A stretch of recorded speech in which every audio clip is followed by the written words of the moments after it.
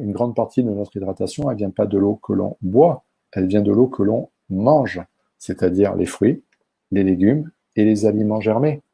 À condition, bien sûr, que ces fruits, on en reparlera dans le prochain webinaire, à condition qu'ils aient des fibres intactes.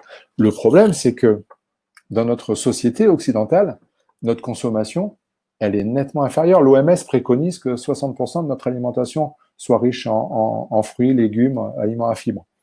On est, au jour d'aujourd'hui, en Occident, je ne parle pas de la France, je parle de l'Occident, on est une grande majorité à être à moins de 60%. En Asie, ils sont 97%, 97% de la population à être à plus de 60% d'apport en eau. Donc, les gens ne sont pas déshydratés. Et dès qu'on va être déshydraté, et c'est ça qui est absolument extraordinaire, la déshydratation, elle va se porter sur quoi? Elle va se porter sur plein de choses dans notre corps. Elle va se reporter sur, première chose, sur notre système musculo-tendineux. Et je vais commencer à avoir moins d'eau. Pourquoi? Parce que dès que j'apporte moins d'eau à mon corps, on a des organes vitaux. Et nos organes vitaux, ils ont besoin d'être sans arrêt hydratés. Ils ont besoin parce qu'ils sont composés majoritairement d'eau. Et si je commence à être déshydraté, à ne pas apporter suffisamment d'eau, qu'est-ce qu'il va faire mon corps pour préserver ses organes vitaux? Il va aller chercher l'eau où il y en a partout.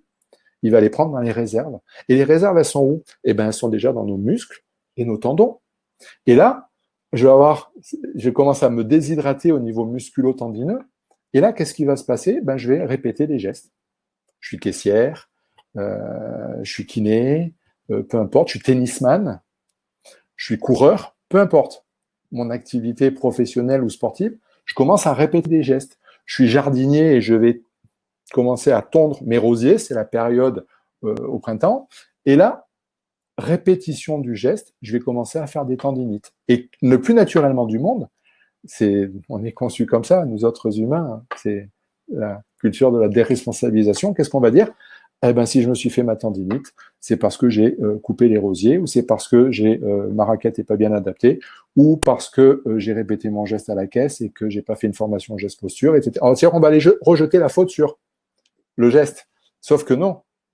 Je forme en grande distribution, je travaille pour des grands groupes à l'international et notamment dans la grande distribution, et je forme du personnel, notamment des caissières, qui répètent des gestes, ou des aides-soignantes en structure d'EHPAD, etc., qui répètent des gestes de façon régulière, et qui pourtant n'ont pas de TMS. Pourquoi? Pas parce qu'elles ne répètent pas les gestes, parce qu'elles sont bien hydratées. Parce que quand on répète un geste sur un terrain déshydraté, on va directement au TMS. Par contre, si on répète un geste sur un terrain bien hydraté, on diminue les risques d'avoir ces fameux troubles musculo-squelettiques, c'est-à-dire ces tendinites. On va voir que les pathologies, il y a plusieurs vecteurs pour pouvoir déclencher une pathologie. Il faut, pour moi, 3 vecteurs.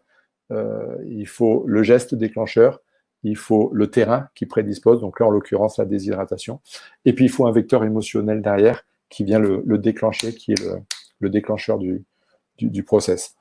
Donc, vous comprenez qu'hydratation, on va commencer à taper sur les muscles et tendons.